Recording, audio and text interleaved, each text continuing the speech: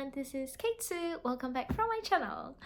So, I don't know how to agree whether to say good morning or good evening. Right now it is 12:30 a.m. and I just woke up. Like I fell asleep around 10 p.m. after having my dinner. I was so tired today. I got a lot of things to do today, so I was so tired. And I fell asleep around like 10 p.m. So yeah, I woke up around like 12 a.m. So yeah. Okay, so these days I keep receiving messages and comments about like, oh, can you be more active on YouTube? Can you please like upload more video frequently? So I'm really sorry about it that I can't be that active. So yeah, I promise I'll be more active in the future and I will upload more video, more content in the future. I promise. Today also I came up with another video. So I will be talking about the reality behind study abroad, moving abroad. But first, like I have some chores to do. So what I have to do is I have to do some laundry. So these days I am very busy with my work, with my study. So it's been like 2 weeks that I haven't done my laundry. So today I'll be doing this, and then like while I'm waiting for the laundry to be done, let's talk about the reality behind study abroad, okay?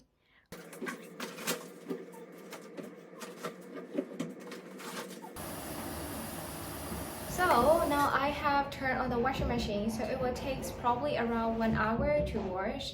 So now let's talk about the reality behind study abroad. So I think you'll hear some of the noises. Please record it as a background music, okay? Alright, so let's get started. And I want to play one thing is that it is 100% based on my experience. So you will face it or you will not face it. That will be depending on individual. But somehow you will get some idea like when you actually do it. So the first one is taking responsibility of yourself.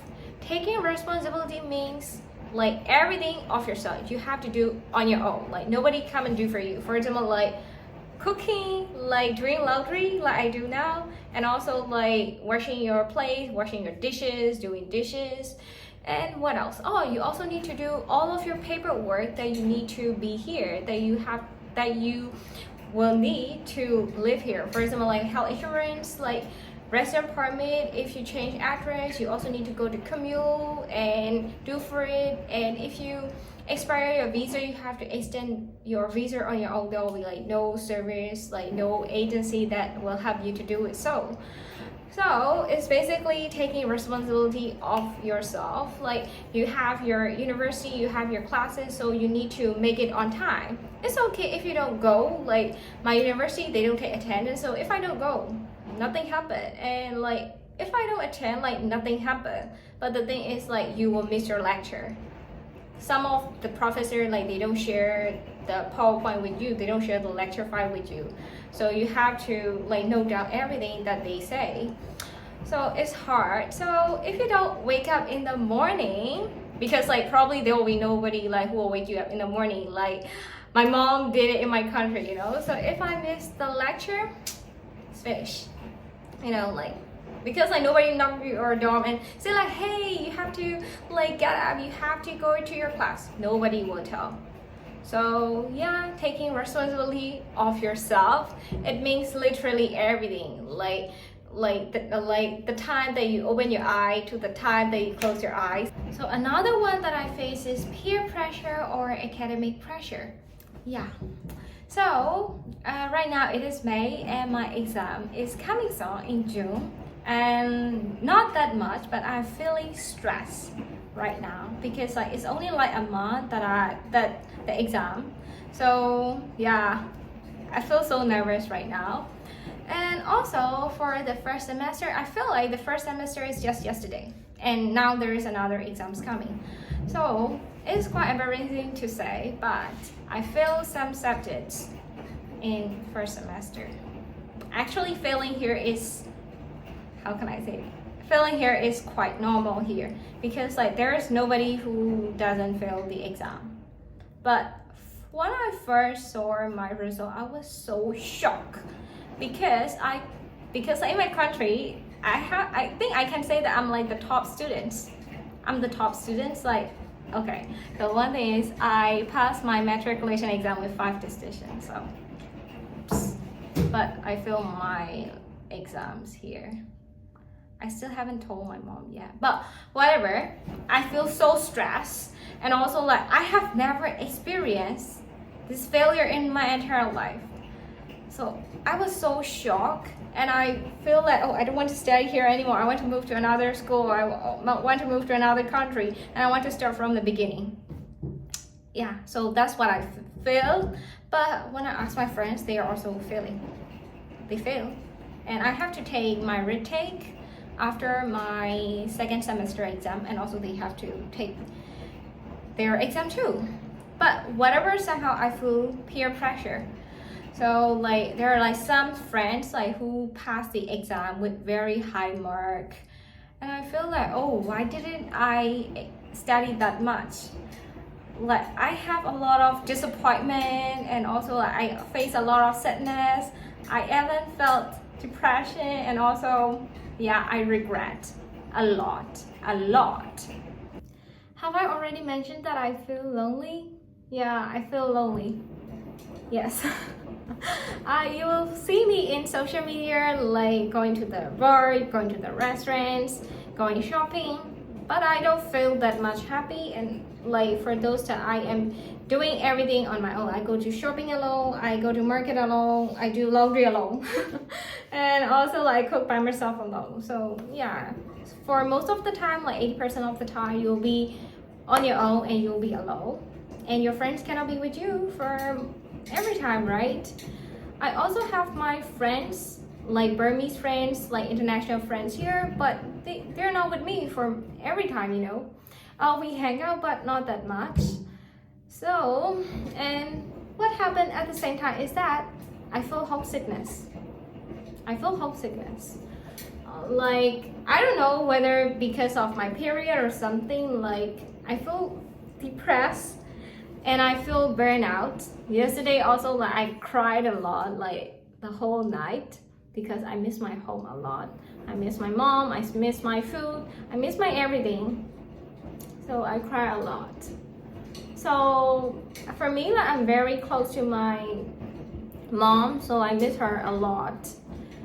So yeah, so homesickness is one thing that you will face for sure. But there are also like some other friends, like they don't feel homesickness. That's fine, that's also normal. And also it's also normal to feel homesickness, loneliness, depression. Yeah, it's totally normal. But you have to take care of your mental well-being, you know, like physical health, mental health. You need to be balanced. So take care of yourself and also be prepared to handle those kind of situation. Yeah, be prepared mean like, okay, like try to be on your own, try to be independent, like since you are in your own country, since you're in your own city. And like for me, I'm not like that. So right now I got used to it, but when I first came here, it is hard for me to adapt those situations. And also I'm like very extrovert and I'm also very outgoing, so those kind of situation is hard for me, very hard for me. So it takes me sometimes to get adapted. And yeah, I quite understand that, oh, this is what I should be prepared ahead before coming to here. So if you don't want to suffer like me, prepare it ahead and be strong, be independent. So now shall we move on to the fourth one? So that is facing with language barrier or culture shock. So yeah, I'm now living in Belgium, in Brussels, which is the European city. So the official language here is not English, obviously, right? So the official languages for Belgium is French, Dutch, and German. And now I'm living in Brussels, so the main language that they use is French. But the thing is, I don't know French. I learned French, but whenever I learned French, I felt some pressure, so I decided not to continue learning it when I get here. And some of the people say that, oh, you will get adapted to the language like when you're always hearing to those language. But no, that's totally wrong. That's totally wrong. So I know only like a few words in French, like just 10 words in greeting. So yeah, of course, like I face some language barrier. Not really in daily life, but the thing is like I have to deal with some paperwork, like the commute, they send me some documents, it is in French. Like the health insurance company, they send me documents, they send me receipt, it is in French as well. So I can read them, I can read them. So I have to use Google Docs, Google Translate. So it's just an application, so it cannot be right for all the time, right? So yeah, that is the language barrier that I face. And another one is when you're finding a part-time job, if you don't know the language, they expected you to know like French or Dutch something and plus English. If you don't know, like you will have a very narrow scope to find it, because like a lot of people, a lot of restaurants or shops, they want you to speak French or Dutch, and if you can't, it's hard. So in terms of culture shock, I am an Asian, and I am very, very Asian. I eat rice every single day. So yeah, it means that it shows like how Asian I am, right? And like that how conservative the Asians are. I'm not conservative, but like they're like somehow, yeah. So here there's one thing, like one French greet each other, they touch, they kiss cheek by cheek. So I don't know how to say that. That's not called French kiss, I'm sure, but I don't know how to call this greeting. They greet like that. They touch the cheek and then like they greet like that. At first I was so shocked. Okay, imagine, with girls and girls it doesn't matter, but imagine that if you're doing with a boy. I come from Asia, and like this kind of thing is not normal. Yes, that's not a normal thing that you will see in Asia. So this is my experience, and this is the reality behind studying abroad. So I hope you're satisfied with this video, and I hope you will get somehow some idea of what you have to expect to experience while studying abroad. And yeah, I hope that is helpful for you, and you will get somehow idea to prepare to manage it ahead before coming here, right? So thank you for watching my video, and see you and good night. Love you all.